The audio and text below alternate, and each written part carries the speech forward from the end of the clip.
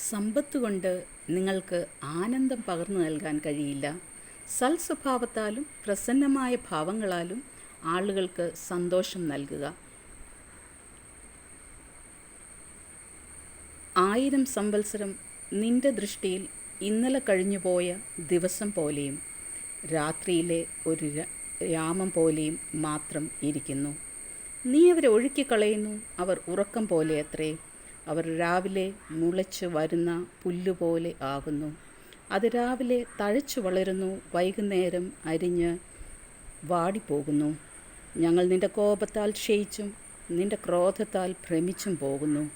നീ ഞങ്ങളുടെ അകൃത്യങ്ങളെ നിന്റെ മുമ്പിലും ഞങ്ങളുടെ രഹസ്യ പാപങ്ങളെ നിന്റെ മുഖപ്രകാശത്തിലും വെച്ചിരിക്കുന്നു.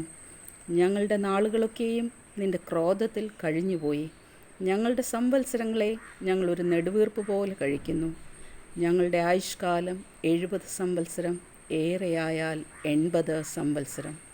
ഇതിനിടയിൽ നമുക്ക് സന്തോഷം പകർന്നു നൽകാം.